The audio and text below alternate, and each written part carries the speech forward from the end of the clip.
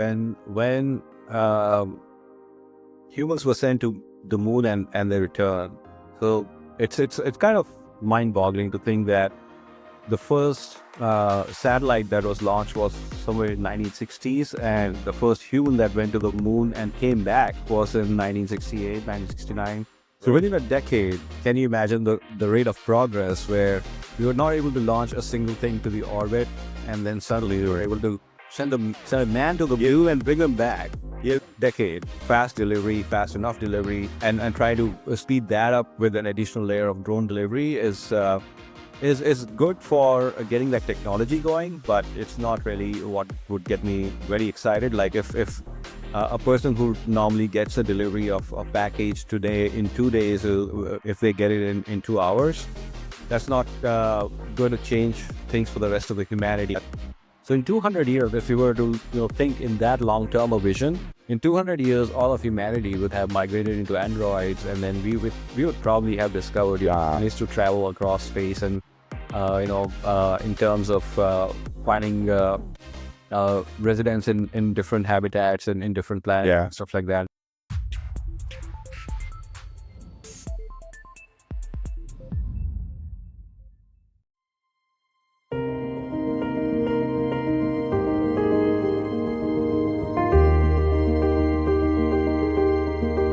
In a world filled with possibilities, one truth stands out.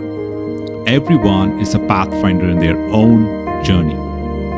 Whether it's charting new territories in leadership, embracing the future with technology, or nurturing humanity, pathfinders are everywhere.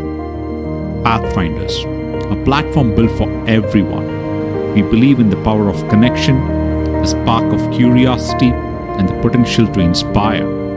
Here we bring people together, not just as professionals, but as dreamers, thinkers, and change makers. Through engaging podcasts, thought-provoking digital conferences, and dynamic audio roundtables, and many more, we create spaces for meaningful conversations.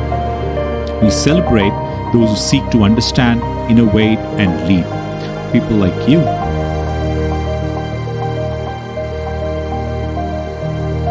Pathfinders inspires. Pathfinders embraces technology. And above all, Pathfinders spreads a vision where leadership, innovation, and humanity converge to shape a better and brighter future. We are here to connect, to build bridges that transcend barriers, to share stories that matter, and to foster a community driven by passion and purpose. Be a part of this journey. Be a Pathfinder. Welcome to Pathfinders.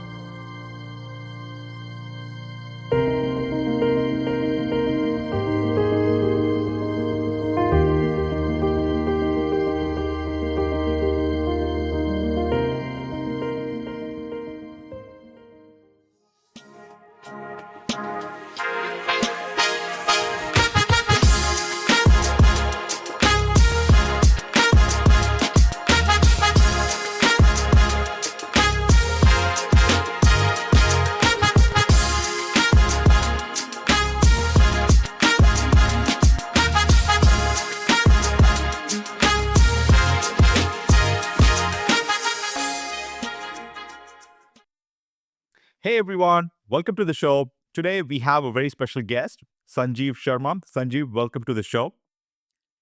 Hi. Sanjeev Sharma is a principal engineer at SpaceX. From his early days navigating the complexities of Indian railways, Sanjeev has been a beacon of progress. During his time with Indian Railways in the 90s, he's helped lay the foundation for the high-speed rail, bringing a touch of the future to one of the world's oldest and largest rail networks. He didn't stop there. He traveled to the University of Colorado in Boulder, where he earned his master's in mechanical engineering, sharpening his skills in engineering systems design with plans to return and hopeful to revolutionize transportation back home. But fate was very different.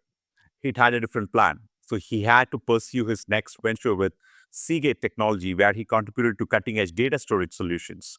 Then he also pursued his second master's in the University of Minnesota in management of technology. Further then, Sanjeev's path led him to SpaceX. Here he's at the forefront of making space travel not just a dream, but a reality. Sanjeev worked on groundbreaking projects like the reusable Falcon 9 rocket boosters, and many others. Sanjeev's journey from Indian Railways to the stars is not just a career path, it's a true testament to the American dream in action.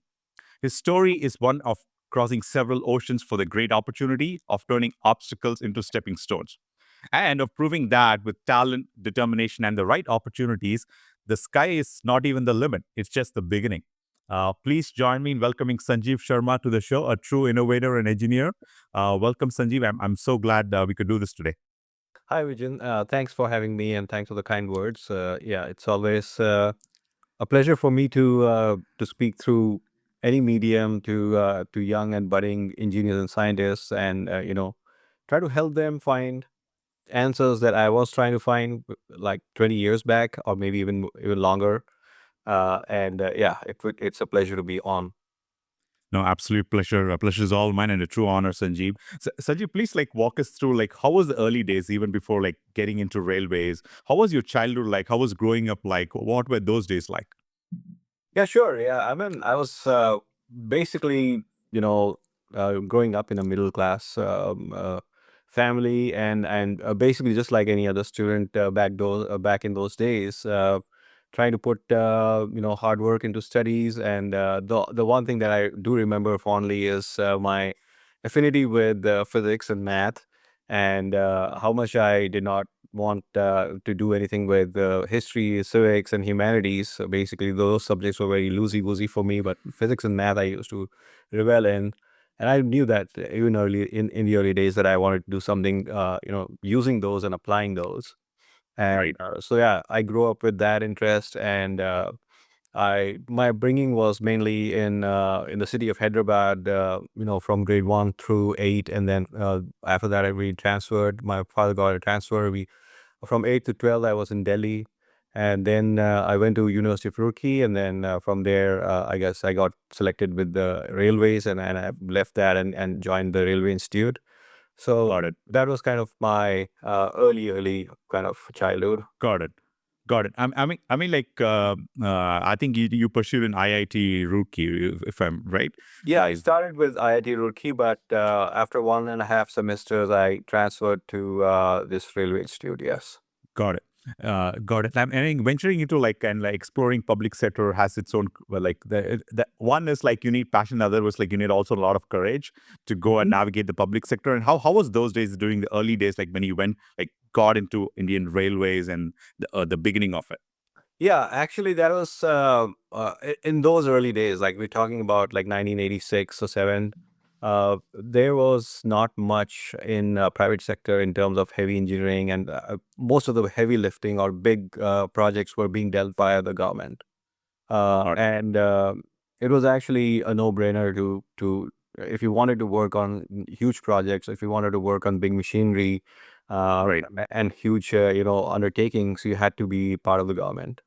So that was Got it. yeah, and the government then was huge. It was doing almost everything Right. in the Indian society. So there was a lot of prestige involved there in being in the government job. There was a lot of pride, and Right. so yeah, I think that was those days were different. Yeah.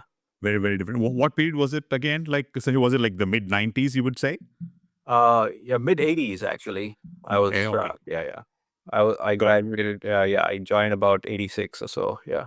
Got it. Got it. What was your like? I was just like exploring your profile as I was preparing for the interview. What was your like the 11-year journey like in Indian Railways? How was it actually?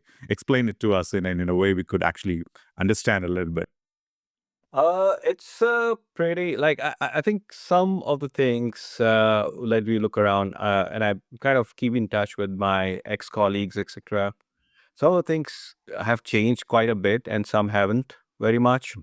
Right. So uh, every Indian government service is kind of a service where the time-bound promotions you get in, and they work really hard too. Like it's not, I'm not criticizing them for not working, but Right. there's not as much emphasis on there's no competition, right? So there's not as much emphasis on innovation. There's not as much emphasis on growth. There's more emphasis on sustenance and maintaining things as they are.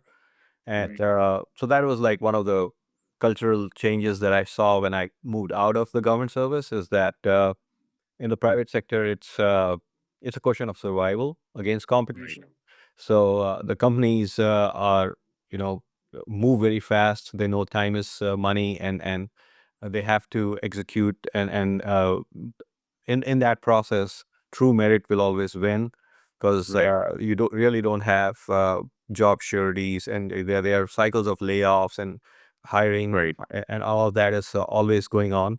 So it's a very different mindset than being in the private sector versus the public sector. Yeah.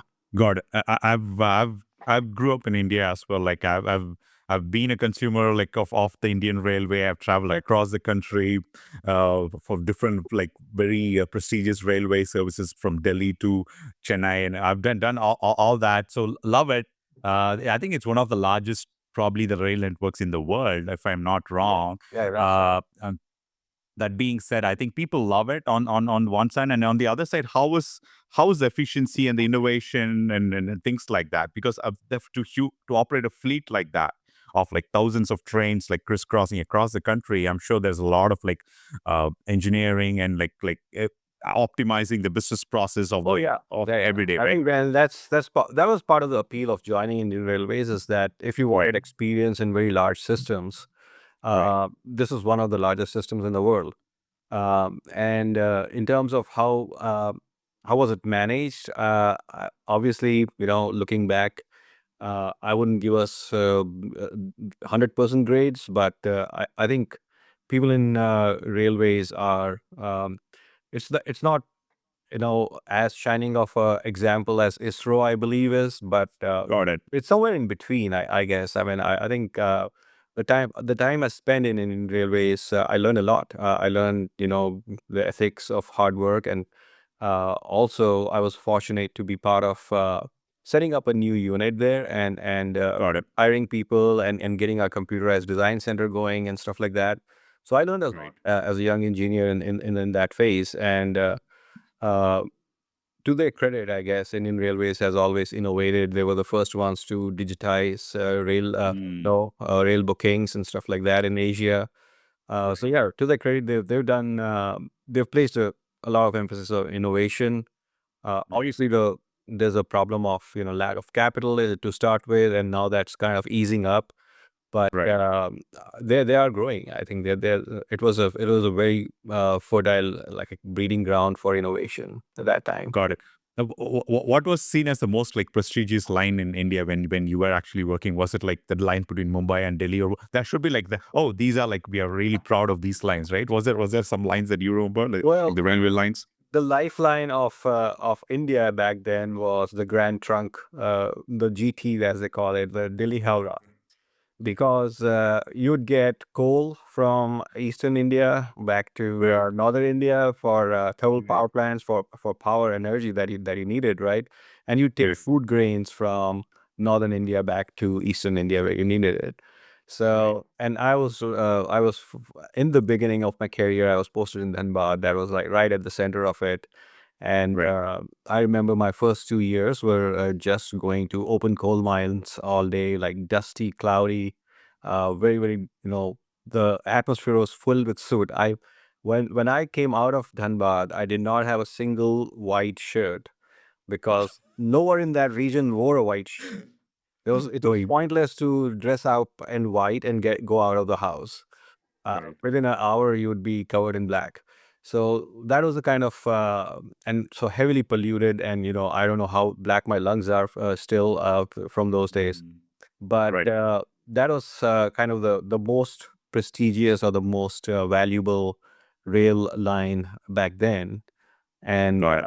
yeah, I have anecdotes so that like there was a time when there was a huge accident of train cars or tanker cars carrying diesel, and there were like 17 of them, each carrying 70,000 liters of diesel. 17 of them derailed and blocked the entire passage for everyone up and down between Delhi and Howrah.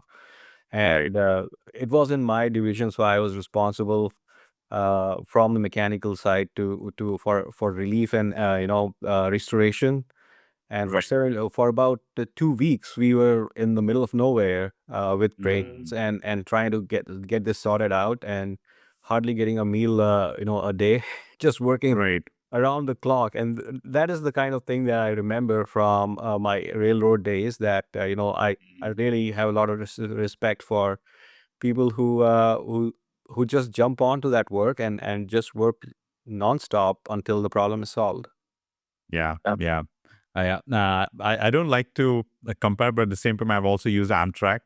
I used to live in Pennsylvania before. I lived in the States for about 5 years. I've used Amtrak. How do I'm sure you have seen it as a what was your first thought when you saw Amtrak? In the US, so that's one of the things about my story, is that I came to the US to study, and my first, like when I wanted to do my master's in mechanical engineering, I just actually wanted to keep focused on rail technology. In the Mm. US, however, I found that there was nothing here.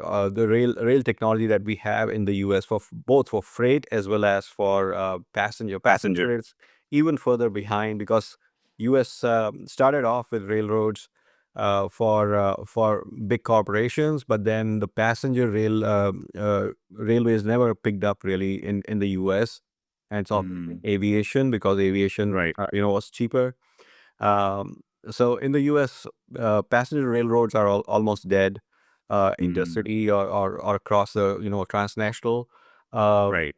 and then even the freight railroads are not as advanced as they are in, for example, in Australia, China, or India. Right. So not very impressive. I mean, if you were to say, in one word, summarize Yeah. the state of railroads in the US, it's not very impressive at all. Got it. Got it. I just want to show you a quick clip and then get your comments on it. Let me try playing it. Do you see it? Yeah.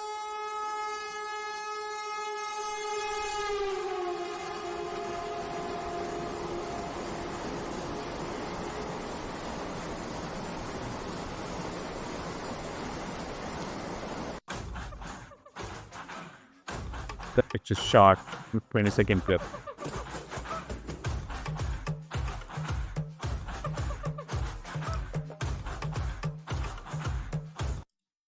Yeah, That's a clip from the Vande Bharat what train about that they have.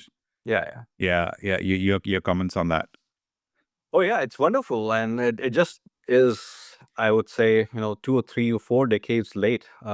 So when I was in the rail car factory, this was a new rail car factory that was started. So I did 2 years in Dhanbad, like we were talking about, right? And then I realized that I'm doing a lot of hard work, and everyone around me is working really hard, but we're not able to change the system, or change, or make a really a dent into the progress, because we're all band-aiding stuff, like, and the stuff is broken because of design.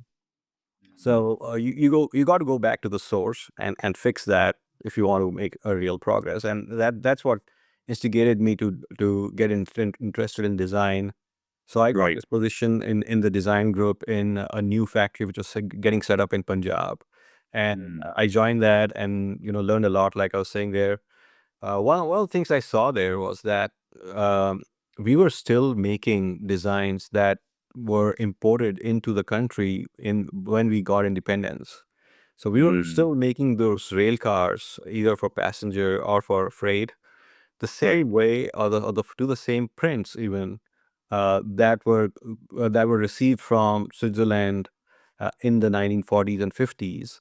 So some of the Right. prints were exactly the same. They were signed by people in the 1950s that we were trying to make in the 1990s. Right. And we were not able to change the designs because we did not understand much of it. We were just very able to build it. And so that was something that was very frustrating. But when we had this new facility, we had new computer systems, we had new computers that we could use in design and stuff like that. Got it. We started thinking different, and then we made a new rail car prototype set, which was probably a precursor to Vande Bharat. It was called the Swarn Shatabdi. Swarn as in gold and Shatabdi, and it actually, I was the so a lot of people worked on it, and then in the end it fell on my shoulders at the time where when it came to like prototype it and finalize it. So I was a person responsible for getting it out of the door and getting it through the regulatory approvals, getting it through testing and all that. And then Got it. launched, I would go back to Delhi where it was maintained, and almost every week, pick up on problems that we were facing. But this was the unique thing about this was that first of all, it was a indigenous design for the first time. It was a Right. massive change from where we were before, from 1940s, 50s to all the way to 1990s. And Right. then it was approved for a really high speed, like 160 or 180 kilometers per second or per hour. And then this was like the train was successful. It ran for 10 years between Delhi and Amritsar. Right. But we did not really, as Indian engineers and as Indian, administrators, we did not really have enough confidence in our own ability to go to the next step and design it or improve it further. We then changed our plans and went in for a technology transfer contract with LHB or Switzerland again, and got some new designs from them. And Got it. our Vande Bharat is heavily based on those designs as well, even though there's a lot of indigenous technology in it, but it's still based on those designs. Uh, so what I'm going for is that it's really great that we did Vande Bharat, and we should have done that much earlier. The capability always existed in India. It was just the mindset that required to be changed. Got it. Do you think like the 90s might have been a better period, like probably 30 years ago? Yeah. Might have been a better period for something like a Vande Bharat kind of a product? Okay. Yeah, there was. I mean, obviously, with time, everything evolves and everything's better in a way if you keep progressing. But Right. 1990s was the right time for us to have had our own indigenous high-speed rail, and Right. I worked on the project, and then it was a little bit disheartening to see that we did not pursue that project, but we instead went in Got and it. signed in again another like a multi a $1 billion deal with Europe to get their technology in. Right. Right. As I was going through your profile and I was just trying to understand it, like the 0.001% that I even understand or none of it yet. But like I was looking at it, I think you're really passionate about like learning and education and things like that. Even beyond IIT Rookie, you wanted to pursue, went to the University of Colorado. You pursued two masters, which I saw like it was wonderful. So how was that transition? Like you sometime like what was that pivot? Like, I have to go and pursue masters and it has to be in the US. Like what was that pivot like? Yeah. So it was mostly a draw. It was a pull factor, not a push factor. So a lot of people. Uh, so just to be very transparent, like very recently when my profile went viral, there were a lot of discussion on social media on, you know, I couldn't understand initially why it was going viral, because I think comparing myself to people of my generation who've made it to the US or other places, or even within India, who've done great things, I'm probably don't even count myself as in the top, Right. 5% even. And so I couldn't understand what was going on. But then there Mm. was a lot of discussion on, and that made me understand what was going on. This person was doing a certain job and suddenly flipped the script and started doing something else on their passion, and Right. they had a path to succeed. And that's what I think triggered public imagination. Right. And that, I believe, is something that I do acknowledge. I mean, that is a strong positive factor in my story, is that Right. I was doing something, and then in that I realized that I had a real passion for engineering, and which is why when I went to further my goal for further studies, I did not elect to become a manager or do an MBA. I just wanted. I was very clear on what I wanted in terms Got of it. learning more of mechanical engineering and design, and doing better things than what I was doing earlier. So I came Got it. here with the intent of studying, and then maybe looking to go back and work in the railroad technology sector Right. if it had opened up, if there Right. was private sector opportunity, but there was not much at that point. and I got involved with R&D into the research and design into the computer hard drive industry, which is where I kind of worked for the next 10 years. So that's how it kind of ended up being.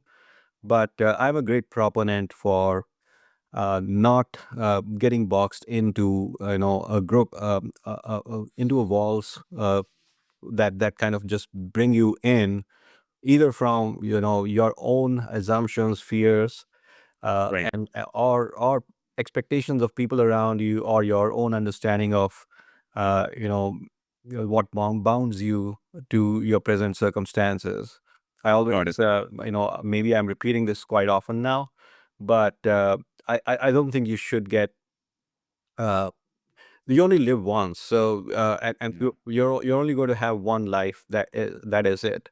So if you really feel passionate about something and you have to do this in this life, then go ahead and make efforts to progress in that direction. I'm Right. not saying that be totally inconsiderate and jump headlong into some no, don't be impulsive, but in a very deliberate fashion, chart it out and work in that direction. It's only you who would drive that. I mean, no one. Don't wait for anyone else to mentor you or to detect that into you, because only Right. you can quantify in your own Yeah. heart what you feel and how strongly you feel that. Right. I mean, in my own personal life itself, like the way you understand the real world and how you operate, what was a priority probably 5 years ago or even 2 years ago is no more a priority. And like I'm 40 years old right now, and then it keeps changing. And I'm sure like when I go back to my ages like school, okay, what am I going to do next? I'm sure like many others, million others who's going to watch at some point, like have these questions, like burning question. Okay, what am I going to do next? Oh, okay, maybe I'm pursuing art or I'm pursuing engineering, whatever. And okay, what am I going to do after engineering? Okay, I'm going to go probably find a company, found a company, or probably go work here, XYZ, right? Yeah.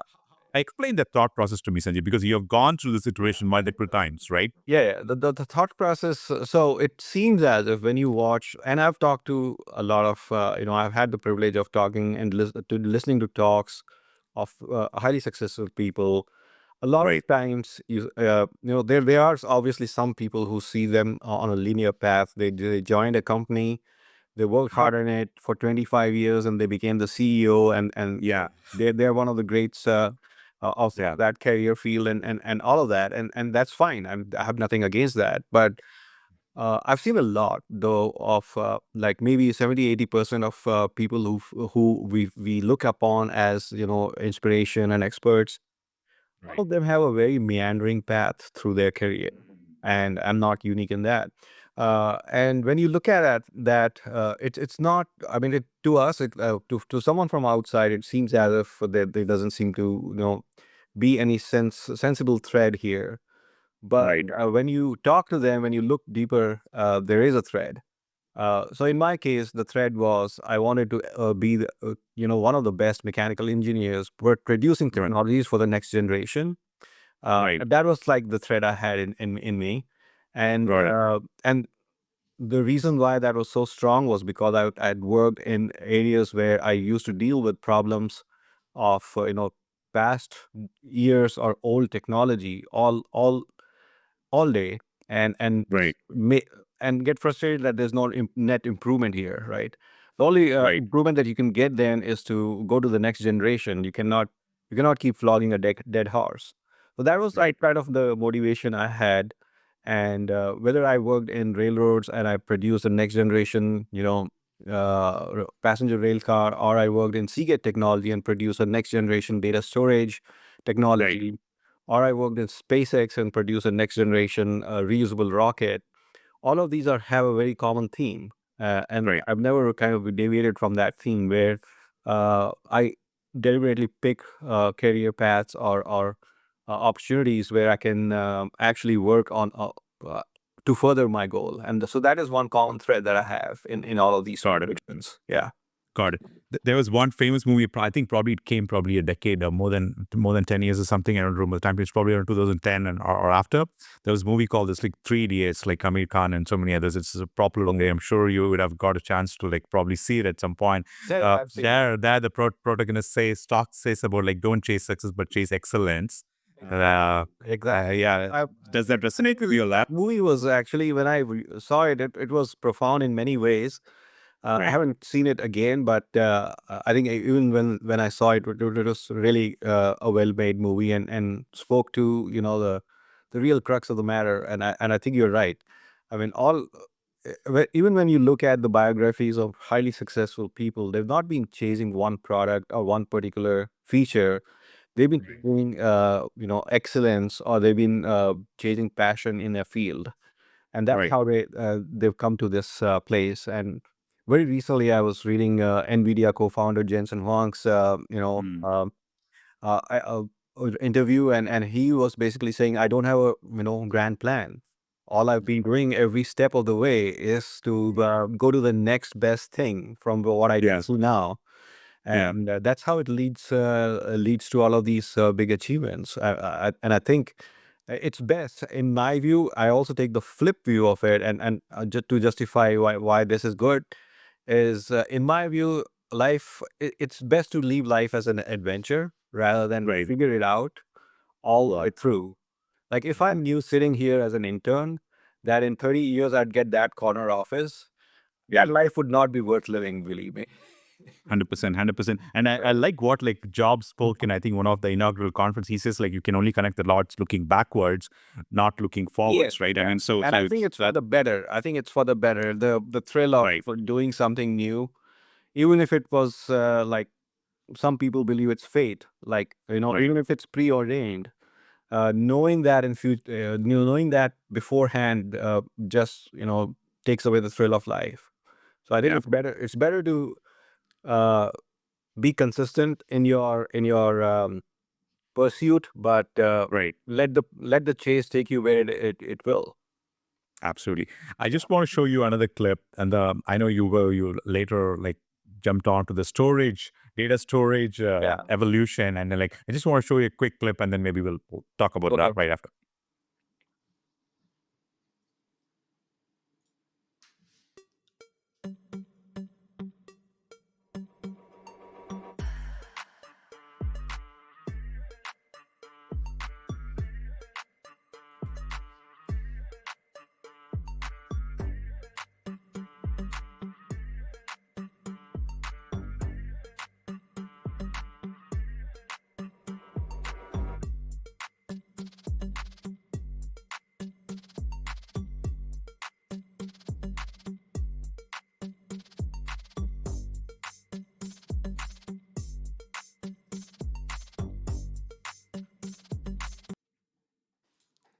Okay.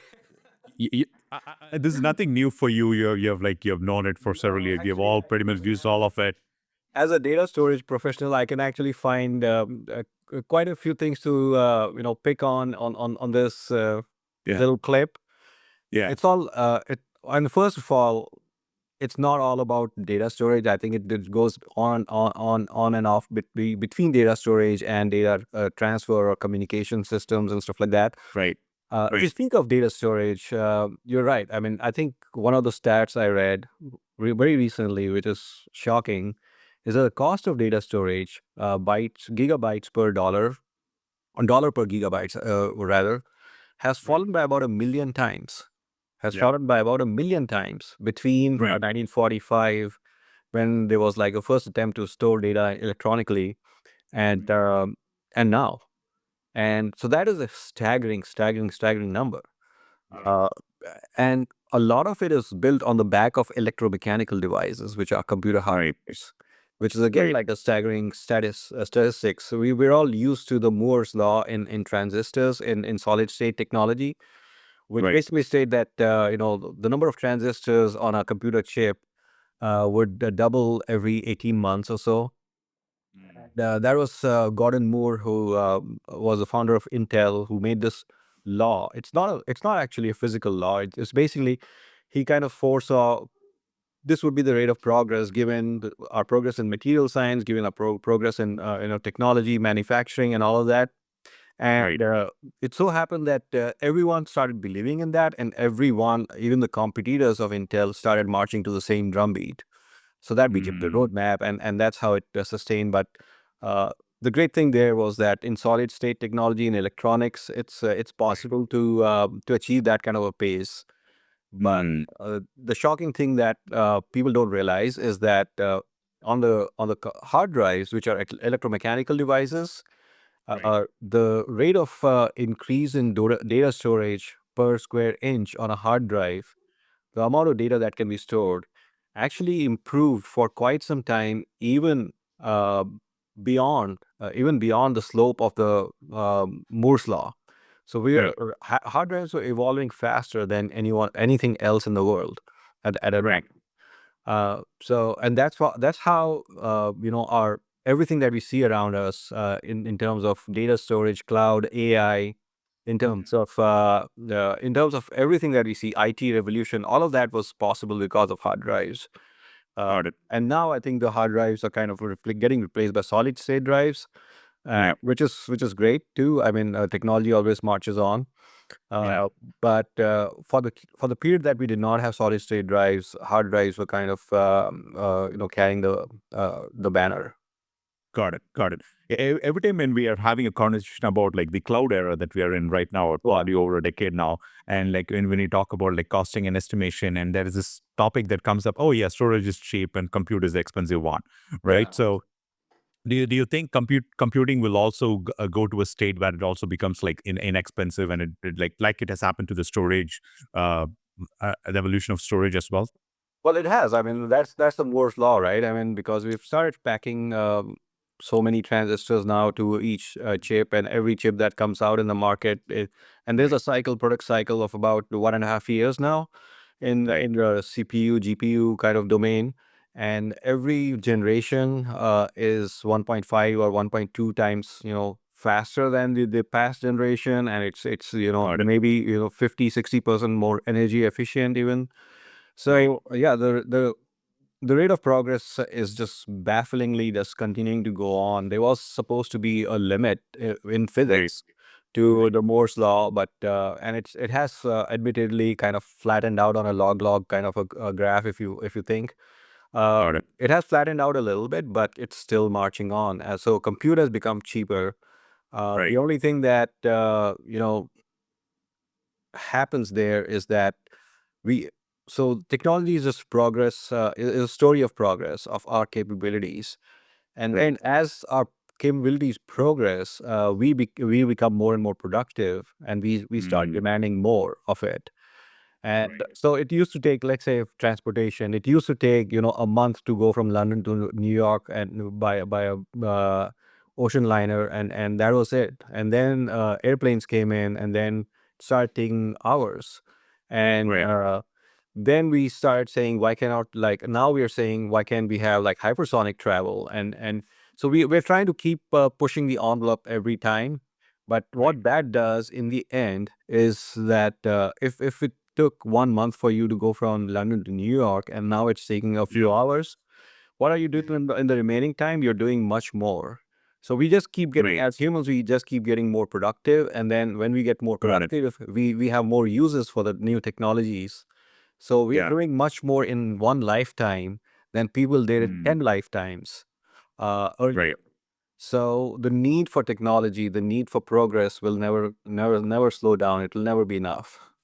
Got it. I'm sure like you heard about the Willow thing that the quantum computing Yeah, thing that from Google, and I don't know the number of years. I think it's like probably thousands of years that you can probably solve a problem in under five right. minutes. That was the PR or the advertising around it. Like your quick thoughts on that.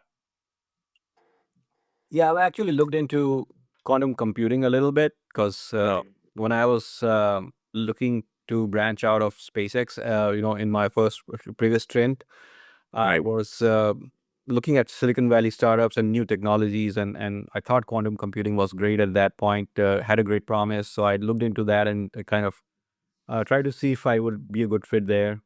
So reading upon that, I think um, there is like we don't really have good uses for quantum computing right now. There's like people who are trying to put it into so it is very good at solving what are called convergent problems. Right. Uh, so trying to break encryption, for example, or trying to Right. detect protein folding sequences, things Right. like that. So on convergent problems, problems where we have an algorithm, but if we implement that algorithm on a 0 1 binomial kind of a system, we know it's Right. going to take X amount of years or decades or millions of years. And Yeah. quantum computing can, with a different rationale of having this tri-state logic, uh, we can see algorithms. If the the main challenge in quantum computing is getting the quantum qubits to be stable and work for a duration of Right. time. And if we Right. really had that, we can kind of even theoretically prove that these convergent problems will be solved pretty quickly. But it's not for Got it. all problems. It's not as if one day you'll get a quantum computer and it'll start doing lateral thinking by neural nets and it'll become AI or nothing like that. Right. It's right now. I think even if the practicality of it works, the theoretical limits are on convergent kind of problems. So they are very specific problems that can be solved. And I'm not uh, trying to take away from how important those problems are, but Right. it's not for everything. Well, I mean, my last question on this topic is like, in the last 100 years or so, there was like so many technological innovations. Like if you even just consider the last 1,000 years, the last 150 years was like it was a massively different, and the innovation was like 10x, 100x different. So comparing that to the quantum computer and what could be possible, not just Willow, but so many others are innovating in the space. If they're able to time crunch, like, oh, what you can do in 10,000 years, you can probably do it in like few minutes. Will we be in an era where we are, okay, fine, 1,000 years of progress can be probably done in 6 months or a year's time? Or do you think we will get there? No, I don't think so. I think as technologists, we have to be very careful when we promise the world to people who probably don't know. Right. The problem with technology is that it's like magic. Any good technology is like magic, right? But the problem with magic is that it never breaks physics. Right. You feel that if a magician has come on stage and is able to make something disappear, Right. then they probably can do everything in the world. But the fact that they're earning their living by being on a stage and presenting to a group of audience, and they're not like the richest person in the earth and the most powerful, Right. uh, only shows that what they're doing is good in a limited context, and Right. somehow not not the real thing that is being presented to you, right? So I Got it. think even in technology, when we say, I hear people all the time that we'll reach singularity, and when we reach singularity, the progress that we are making in decades will be now made in hours. Like Yeah. you will have a new aircraft design. Right. Instead of having it every 3 decades, you will have it in every 3 hours Right. because AI will be so super duper good, and that Yeah. just doesn't pass the smell test. I mean, it is not going to roll out that way. And the reason is that all technology is doing, all engineering is doing, is solving a certain problem. Right. And the problem is not just technical. The problem is also how you apply it in the society, how it's absorbed into systems, how humans behave with it, how it gets embedded into each and every aspect of where we apply it to, right? And all of Got it. that takes time. So there have been technologies, and especially in consumer electronics, that have had adaptation or adoption. I would say adoption cycles that are within like 3 4 years. So you could Got come it. up with cell phones, and cell phones could just take the world by a storm, and within 4 years, everyone in the world almost had access to a cell phone. Or you could come up with a Right. consumer electronic device, and everyone has it. And Got it. things like in software, especially, it's true too. But when you go to medical, when you go to transportation, when you go to safety, sensitive industries like nuclear, Yeah. there are limitations on how quickly we can kind of make use of it Right. legally, and how quickly it's accepted, and whether or not it solves the real problem is also a big question. Like Right. when when nuclear fusion was kind of chanced upon or discovered back in the Right. 1950s, people were going around advertising that 2 teaspoonsful of uranium could replace the entire coal mine. And here we are in like 2024. Right. China is digging up a new coal mine, one every week, one new coal mine every week.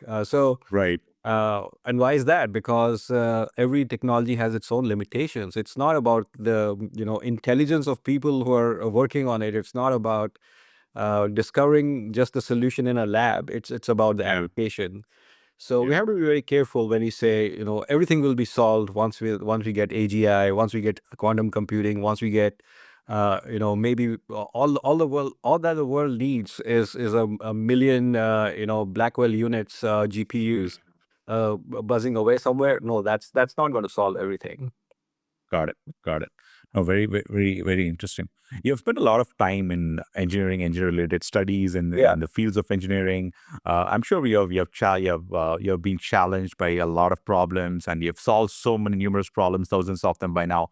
What comes to your mind when it comes to the most complex engineering problem that was like, oh no, it's like you couldn't sleep, you're always thinking about what was something that you're like that's something you can share, and is there something like that I'm sure you've spent like 30-40 years of like Yeah, in yeah. I our mean, engineering sort of practice. delving into any one specific problem like that, Yeah. may not be relevant. I would just share like a common principle.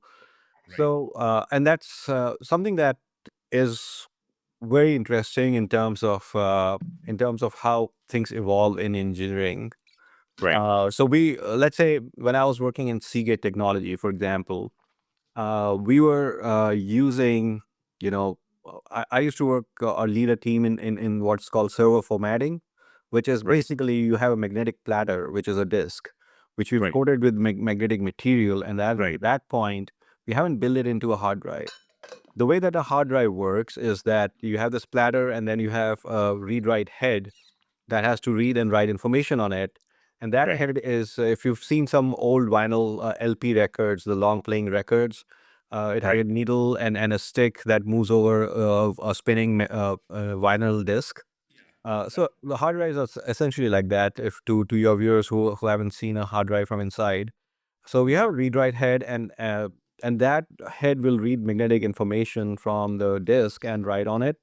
But it needs position, it needs location of that bit that it wants to flip, and that Right. location of that bit is encoded in terms of tracks and sectors. So radius R is defined in it in the track ID, and then the sector ID is the angle with respect to some neutral point. It was our job to write that information on a bare magnetic platter. So that was like the challenge, and like I explained, the data density in every product in hard drive was going up. In those days, it was like a 6-month cycle. In every 6 months, we had to produce a hard drive that was 25 to 30% better in terms of data density storage than earlier hard drive. And it involved Right. everyone. It involved material science. It involved aerodynamics. It involved electrical circuits. It involved everything that you could throw at it. It was a very multidisciplinary kind of an application. Right. The job of my group was to essentially meet this space and keep using a mechanical system like an open jukebox, sort of try to write this information with better and better accuracy all the time. Right. And we were reaching limits of what could be done because we do not have, so in mechanical and electrical design, there's something called a control system. So this control system is what the hard drive works on. And once you have a control system, and missiles, for example, will reach their targets with control systems. So they are basically, they have a sensor that senses where they are, and they have a Right. command that's given to be told to the controller to be there. And then Right. the difference between the two is the error term. And Right. control system is geared about a feedback loop that minimizes the error term, so it's constantly correcting itself. Right. But when our group takes over the platter, there's no control system because we are the ones who are writing the control information on the platter. So at that point, all we have to do is to like passively control every variable that goes into position control. So we are dealing with sound waves in the lab that we are working with, or in the factory that we're working with. We are dealing with ground vibrations that's coming from even like very very far traffic and railroads from the factory floor. We're dealing with humidity changes, temperature changes in the clean room that the platter is being made, and we had to do all of that without a control system. So that was like a very very tricky and a very problematic thing to manage. And it was like you climb a small hill and there's a bigger hill in front of you, right next door. So you could not take a breather at all. It was a very challenging phase. And my team actually came up with inventions and innovations all the way that we were able to scale the entire uh, you know entire factory into this process, that the new process that we had worked with.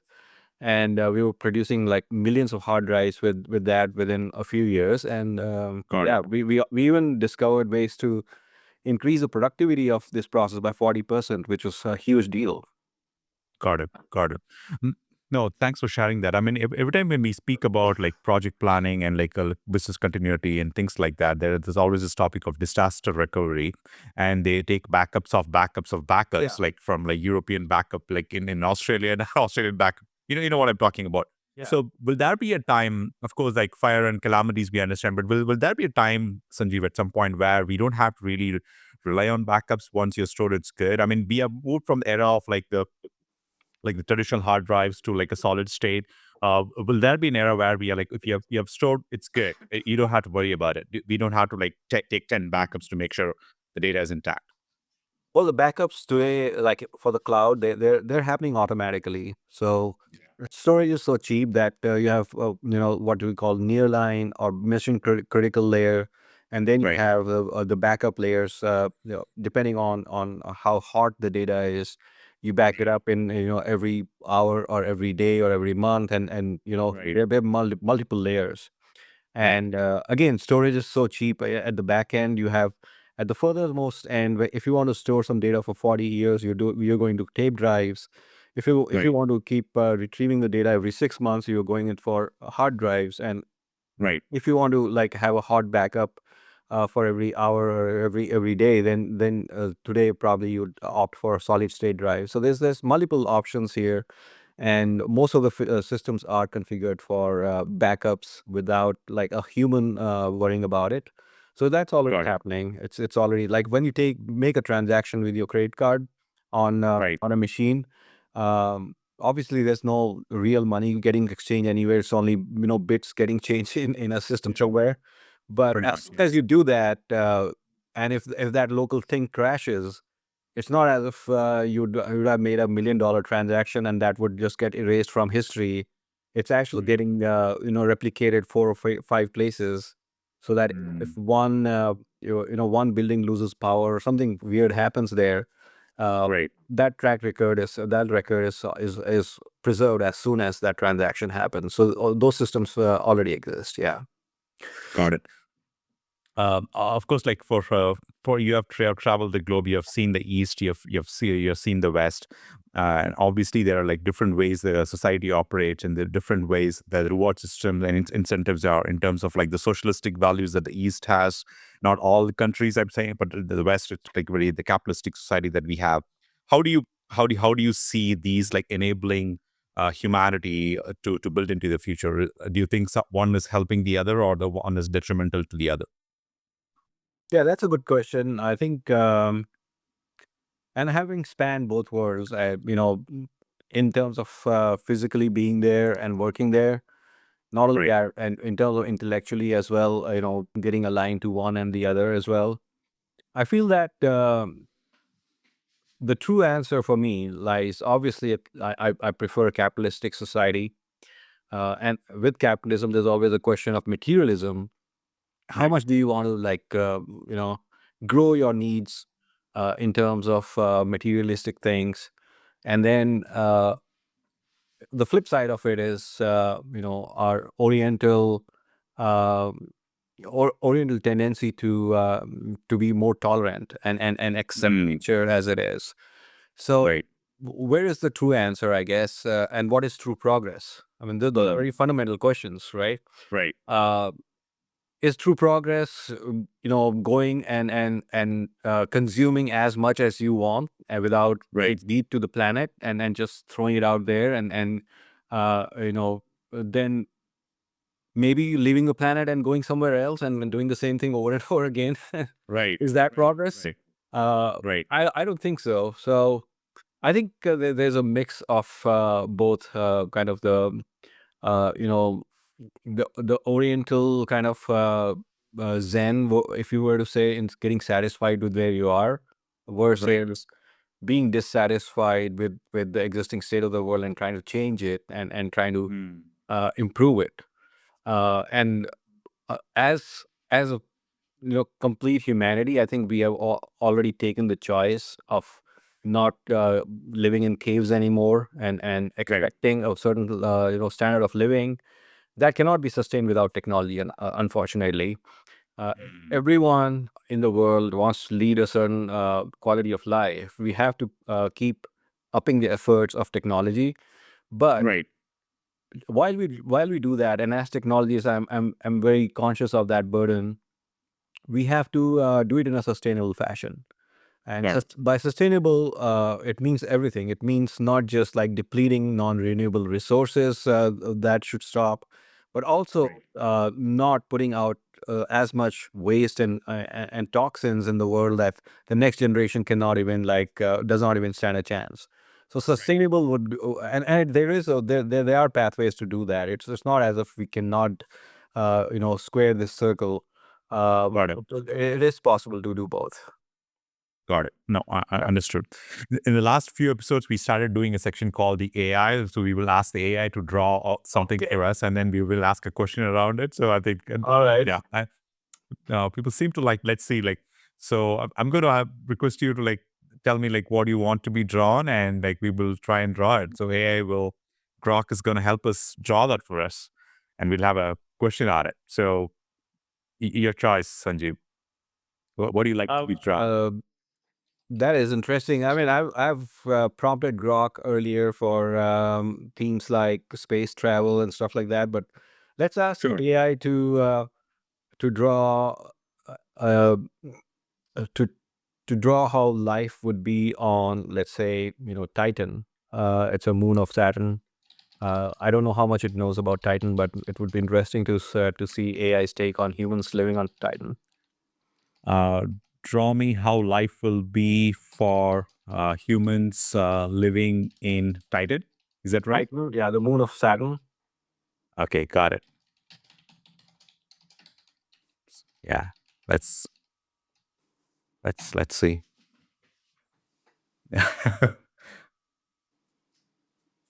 It's thinking hard. Hopefully, it's gonna come back with something. Oh, it's already It's ending. So drawing. It's some results like fantastic. Actually, it's like it blows me away every time it comes. Oh wow, okay, so yeah, it's got some things right. yeah. So let's start looking at this. Wow. Mm. That is amazing. Like it got all there is some water, I believe, there, and it shows Saturn in the sky, which is very thoughtful, Yeah. and yeah, I like it. Uh, this looks like a winter in Saturn. Yeah. And here, an astronaut. Yeah, I mean, the question that comes to mind when I see this is that like how uh how soon or how farther are we from traveling to other planets? Is it going to be seen in our lifetimes, you think, or like how far is that dream? Yeah, I think technologically it's not been impossible. Like when humans were sent to the moon and they returned. So it's kind of mind-boggling to think that the first satellite that was launched was somewhere in 1960s, and the first human that went to the moon and came back was in 1968, 1969. So Right. within a decade, can you imagine the rate of progress where we were not able to launch a single thing to the orbit, and then suddenly we were able to send a man to the moon and bring them back in a decade. And then we did not do anything for 5 decades. What happened in the last 40 years? I mean, did we forget how to send people? I mean, like, We have actually forgotten how to send people to moon and bring them back. Believe it or not, it is more difficult now than it was then. I think so. We should not take, first of all, two things. Uh, the pace of technology can be highly non-linear. right, So it's and everything kind of just comes together. Technology, the way I look at technology is that it's like a vast like cross pollination of development happening in diverse fields. It's not right, just like for space travel to work, you need material science progress. You need high performing thermal alloys and stuff like that. You right, need developments in propulsion technology. You need a lot of things to come together for one thing to work, and that's how right. it's all interwoven in the field of technology. So in the field of Got it. technology, things can be stagnant for a long time, but things can also non-linearly scale, very, very fast. So the Right, progress depends on the joint will right. of humanity to make that happen. Got it. So I think it can happen in our lifetime, for your first question. But to your second question of what happened when after we landed on the moon, Yeah. is we should never take technology for granted. So there's like Mm, no natural law that says that if you've discovered how to do this really well, you'll also right. succeed in the next step if you take one, or even if you do not make an effort, you'll just keep progressing. There is no Got it. natural progression here. So Got it. yeah, when you see things around you, if you look at a car and no one's working on the next generation cars, the cars will Right. stay the same for the next 100 years. So Got it. things happen only when people try for it, and then I think we stopped trying after the Cold War Got it. did, and that was like a big mistake in my view. Like people in that era, like if you listen to Buzz Aldrin, who was like one of the first people on the lunar mission, Mm, his expectation, for example, when he did that in 1960s, was that by 1980s we'll have a regular like permanent base on moon and things like that would just mm. moving fast. And here we're not even able to, 2024. Yeah. we are not able to send even a single human to moon and bring them back today. We are working Right. towards that, of course, but you lose your skills, you lose Yeah. technology if it's not exercised. Yeah. Absolutely. No, I so agree with that. Let's try drawing one or two more, like at least one more. I think. Is there anything else? Like, let's. Do you want to draw something else? Why don't you prompt it this time? Let's see. No, yeah, sure thing. Yeah, yeah. Draw me a future where humanity is happy and fulfilled, uh, filled with all the gadgets that they can use. I don't know. That's what came to my mind. Like, if you want to enhance it, like, yeah, please go ahead. Uh, or maybe I think I actually like aspire for joy than happiness. That's me personally. But anyway, Yeah. So my guess is that if you just change happiness to joy, it'll show someone meditating or do something that they're really happy with. like do yoga or whatever. Yeah, it may not be technology related at all, Yeah, which is good. I think if yeah, see, look at that. yeah. There you I go. we should give AI more credit than we do. They're Yeah, just like a yeah, one fun day in the park and everyone together. Yeah, this is joy. yeah. I don't know what they're holding in their hands. Looks like some. Yeah. Uh. Yeah. How, I mean, the question that comes to my mind is like, how spread do you think humanity will be in probably like the next 200 or 300 years? Because like there's a background of probably Saturn, I don't know. Yeah, I've never really thought that I would be able to even quantify that, but I think two things are very clear to me. and this is just from my observations of where technology is and where it's going. Uh, I think technology is already beyond the point of meeting and exceeding human senses. Right. When you look at our senses in terms of our vision and ears and our sense of touch, etc., technology Right. can already exceed what we can consume. Right. The limitations. So, for example, cell phones are a great example, right? Or let's talk about audio.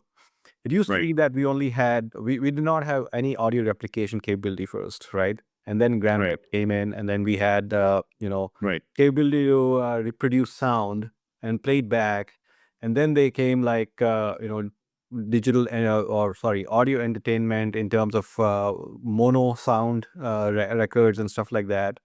And then there Right. was from mono to stereo, there was a huge leap. And then from stereo, then there was a huge leap to that to digital and noise free replication of audio. Right. From digital, there was like a bifurcation into different frequency domains. So you can do 5.1 channel, 7.1 channel, then you can multi-channel recording, and Yeah. we kept progressing along that. And then there's noise cancellation. So now the thing is that we are at a point where technology can deliver things that you cannot even tell apart as a human. In terms of and for someone like me who's lived through a huge revolution, and for example in television, Right. I've seen no television being at every household, to black and white, to color, to Right. LED and plasma, and now QLED and OLED and 4K Right. and 8K. Right. Where do you go from there? Like, does 12K make sense? Does 24K make sense? Does 100K Yeah. make sense? It doesn't. Yeah. Right. Because even now, like people are trying to upsell, saying that, oh, this is 4K and 120 hertz refresh rate. Well, Right. the movies that we go to see and have no complaints with are almost 30 hertz refresh rate. So Right. the human brain has, or the human senses have stopped appreciating or stopped demanding any big leaps in technology in that consumer electronics kind of space. Right. The only way we get beyond that, I think, is by becoming androids. Because we are now, as humans, our brains are infinitely adaptable, or we haven't, discovered the limits to that. But our Right. senses are are um, are limitations. So we are going to now, get into this merge with technology in a way, Right. and only that will like create a new demand for, or open up new fields. So maybe we start seeing an X-ray vision, we start seeing an IR vision with new implants and stuff like that. So in 200 Got it. years, if we were to think in that long term of vision, in 200 years, all of humanity would have migrated into androids, and then we would probably have discovered Wow. ways to travel across space, and in terms of finding residents in different habitats and in different planets and stuff like that. That Yeah. I'm pretty optimistic about. Yeah. Yeah. I'm going to see my grandfather. He lives in Saturn. Let me go pay a visit in the summer, and then I mean, like those kind of conversations that we never do, like in Earth, like as like the current species that we are. So those kind of conversations might become normal. Yeah, we never know. Yeah. Yeah. I have two more videos that I have to show you and get your feedback, and then I have rapid fire question, and we're coming close to a close. So Okay. I want to be mindful of the time that we spoke about. So let me show you a video real quick.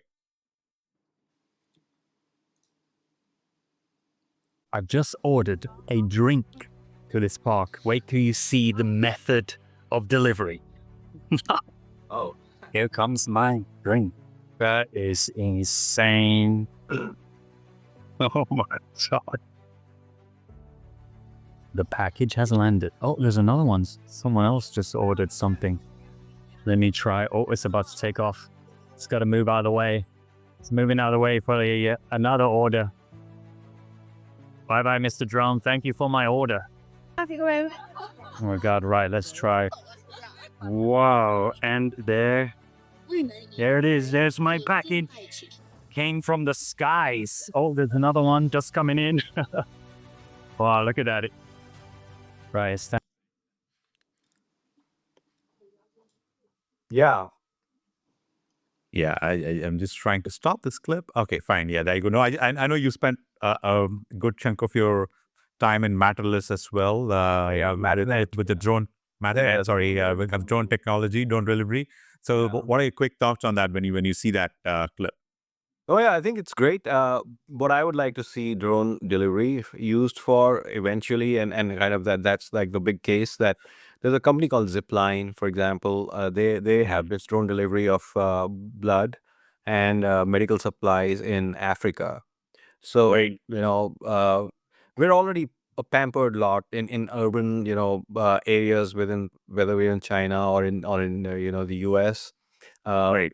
We already get as fast enough delivery, and trying to speed that up with an additional layer of drone delivery Right. is good for getting that technology going, but it's not really what would get me very excited. Like if a person who normally gets a delivery of a package today in 2 days, if they get it in 2 hours, that's not Right. going to change things for the rest of the humanity. But there are places in this world where the infrastructure doesn't exist and will not exist for even the next Right. 30 years, as we can project. And in those areas, if we can make essential supplies, medicine, blood, and other things reached by drone delivery, that is like the thing that actually changes the game with a leapfrog technology, as we call it. Got it. So that is the eventual kind of thing that would satisfy me to see drone delivery do. Got it. Now, Yeah. just on the lighter note, what's your comment on the UAP or the UFO sightings that they've been talking about the last 10 days? Any comments on that? I don't know. It's like we're going through a state of mass hysteria where you can start off a trend on social media and everyone then starts falling for it. Yeah, I think we have to be very careful in this age of echo chambers that Right. we keep our senses intact. A lot of maybe 80% of these drone sightings, or even more, or even all of it, is just planes and fog. So I think a lot is being made out of nothing here. Got it. No, no, it was just like not a serious question. I just wanted to bring it because I saw it even this morning. Okay, we saw one more in New Jersey, whatever. So, yeah, I was having a good laugh at it. I have a question in terms of like the way you approach companies. Just my reading of it. I didn't have this question prior, Sanjeev. The way you approach companies, I think what I'm kind of like receiving is like you want the companies to do certain things. You want the companies to have a larger purpose. You want the companies to have a larger mission. And then like how do you see? I think there are different ways the companies operates in different parts of the country, in different parts of the world. Like what are your thoughts on like how a company should approach a purpose and a vision? Uh, It says your recording has stopped on your it showed me phone. that Is that my recording is stopped. I can Can I stop it and restart it? stop? Like Give me a minute. There was a phone call coming in that I have to look at. yeah, Yeah, I will be. yeah, I'll yeah, be yeah. back. I'll stop it. Yeah, yeah. I think it is begin again. So Yeah. my question was I haven't prepared that question. What I was asking you, what I would like to ask you is like, there's a way you'd like companies to approach their purpose and the mission and the mission statement of it. Like, so you want companies to do certain things, and like, how do you want companies to approach their mission statement or their larger purpose? Because they operate in different ways in different parts of the world, right? So, Yeah. So here's my view of what corporations should be doing, and so corporations are obviously not non-profits. They are for-profit, business entities. But right, the way that, especially for a person who wants to keep working on the next generation, who believes strongly, that technology has the power to transform lives and improve right, lives of people. Uh, I pick corporations that are working on the next generation of technology that I would count as an infrastructure layer. So got it, the beauty about infrastructure layer is that a rising tide raises all boats, right? So right, without being they're kind of like on a neutral path. So they're not bringing in technology just for one group of people to succeed, or enabling that one group of people to succeed, or Right. putting one group at a disadvantage versus the other group. Yeah. The companies that I've worked for, railroads in India, for example, that's an infrastructure very clearly. Seagate Technology was an infrastructure kind of technology for the IT revolution, data storage all over the world. Right. And SpaceX has been providing infrastructure for space launch, and Right. helping out commercial space launches everywhere in the world, and now providing Right. internet to a lot of places in the world where there was no internet access. So it, Yeah. it is an infrastructure play here as well. So yeah, I mean, I think technology is at its most powerful when it's available for everyone, and it kind of changes the game completely. You can't Got it. be like in a small village in India, and there you could be ruled by the local politics, the local structure of power structure, this and that. But when the technology is made available to everyone, then everyone has the Yeah. power. So I think that is something that appeals to me in terms of Got it. working for companies that are employing technology to solve problems for everyone. Yeah. No, I love that answer. Rising Yeah. tide lifts all boats. Yeah. Beautifully said. I love that because I could sense that with you when you were answering questions and the way you want companies to approach certain things. So that's why I had that question. I have this last video that I want to show you. This is on some recent announcements that happened with multitude of companies with Elon, but like Okay. just a quick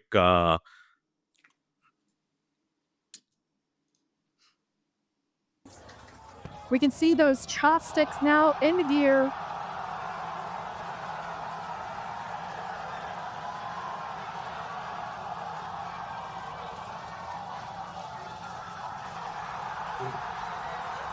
You screw any perks up here. Megadilly had pop t-shirt.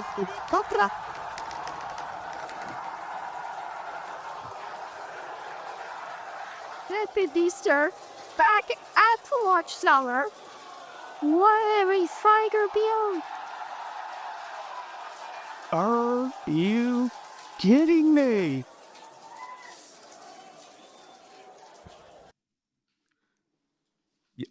how was that day? I mean, like there are multiple things that you saw: the robo van, the humanoids, and Yeah. the starship. The That booster catch was catch. very recent. Yeah. For a week, I think it gives you such a high that for a week we were just walking on clouds, all of us. Right. It is, yeah, and that is the thing about there's a very good actually reference I would give your viewers. There's a book called Outliers by Malcolm Gladwell. He's one of my favorite authors. Even if I don't agree with everything he says, I like him a lot. Outliers speaks about why do some people succeed, and it's simplistically, I think he basically says that you got to put in like 10,000 hours of your hard work into any area that you want to succeed in. But Right. he just doesn't stop there. He actually analyzes what drives people. And Right. one of the things that he kind of brings out in that book is that it's a term called meaningful work. So Right. we find, like, as humans, let's say if your basic needs in terms of poverty, food, shelter, etc., are kind of met, and you're not extremely insecure, what you're then Right. looking for is meaningful work, and what you define as meaning in your life. And when you achieve things in that axis, it gives you a Right. far greater satisfaction than not putting in that effort. So to achieve satisfaction in that meaningful work trajectory, or in that axis, you have to put in hours and hours and hours of grunt work. And all of that is not wasted when you make achievements in that axis. And that is so fulfilling that it just makes everything that you did to get to that point justified. And Yeah. it's moment like those, like that kind of Got it. justify what you're doing. And the reason why you put in all that effort is Right. because you ascribe a lot of meaning or a lot of purpose to that goal. Got it. When that goal is achieved, it gives you a feeling of what I would call accumulated satisfaction. So there's a lot of Right. debate, I think, especially among young people, is should I, put in extra hours, 4 hours on learning this thing, or should I just go watch a ball game, right? Right. Just and we also contradict ourselves when we kind of give advice. A lot of people given advice to live in the moment and enjoy the moment, right?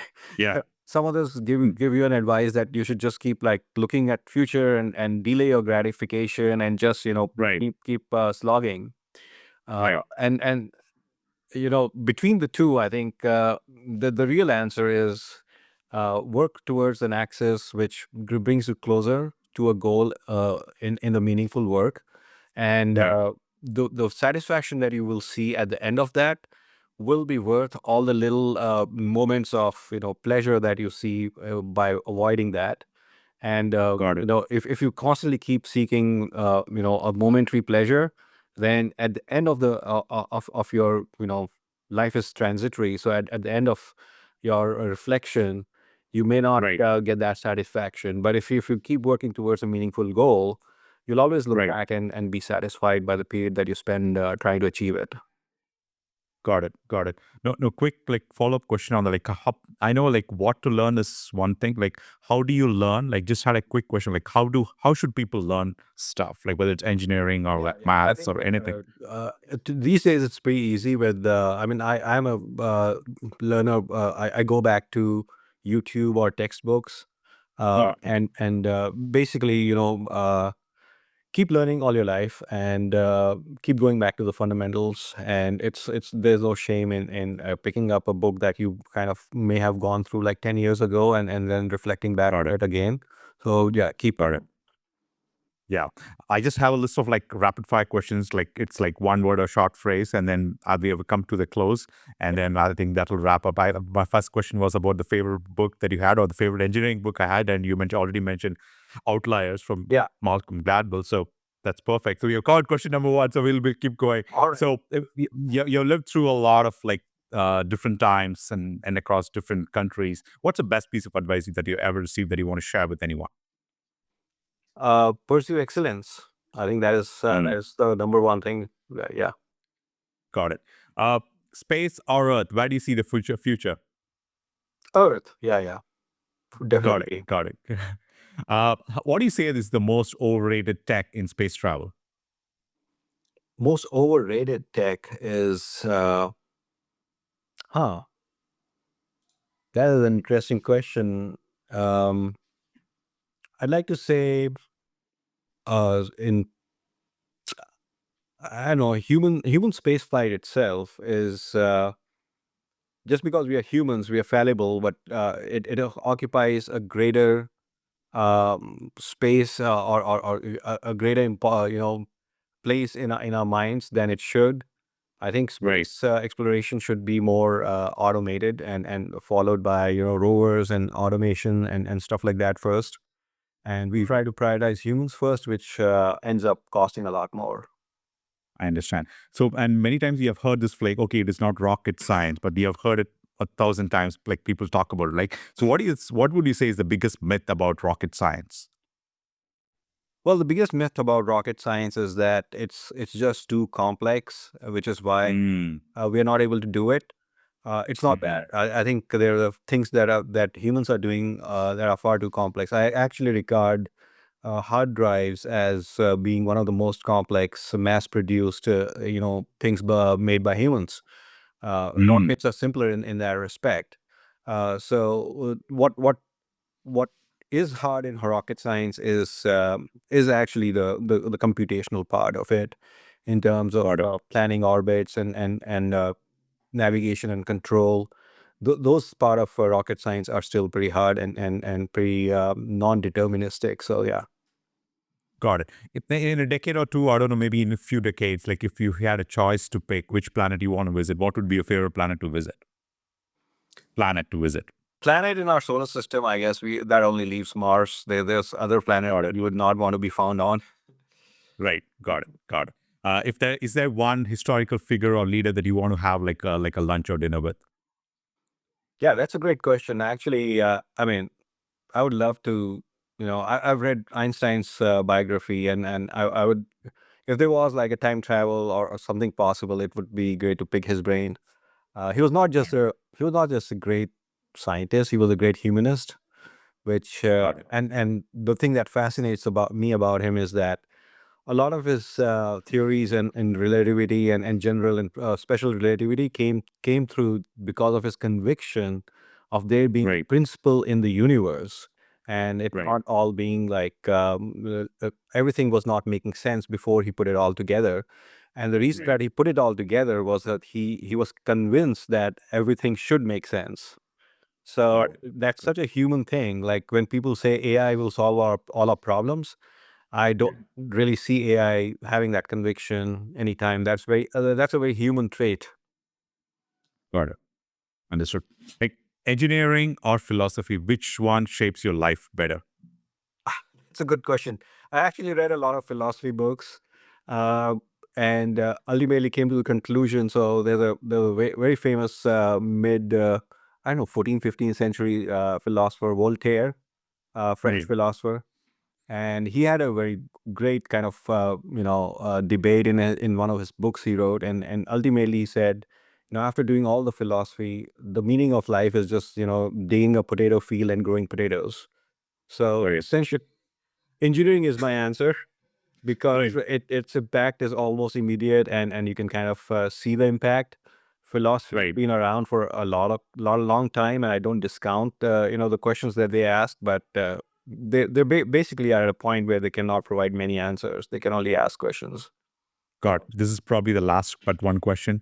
So it's a multifold question. So two things, like what excites you more about space, and the other opposite also, like what scares you most about space? What excites you and what scares you about space? Yeah, space, for example, for now, I think space is just like the internet was in like 20, 30 years back. Got it. We haven't even explored the first few layers of applications of the space technology. It could be data centers in space. It could be like a solar energy harness from space. It could be materials harness from space, and it could also be planetary travel or permanent bases on moon for whatever reasons. So there's a lot of applications that are bound to get open in space, and I'm very excited about like what the next chapter is here.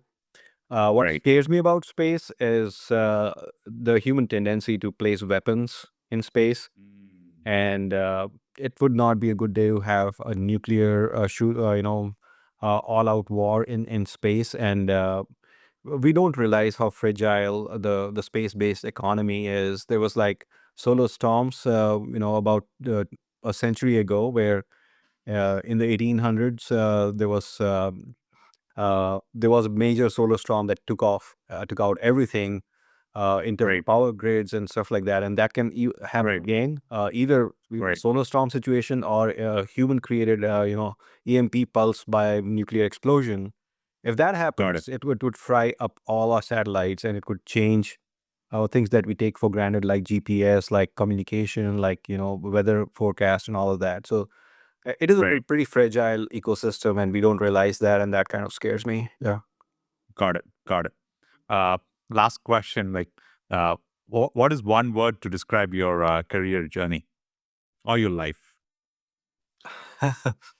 um, I would say I would just say accident. Like life is full of accidents, right? I mean, it's not a planned story, and I love that about it. Yeah. Got it. Got it. Sanjeev, like where is the best place for people to find you? Will it be LinkedIn, or like what is the best place Yeah, where LinkedIn people can find you? is the best place to find me, and I have a Twitter account, but I don't tweet much. But maybe in the future I will take it up much more. But LinkedIn for now.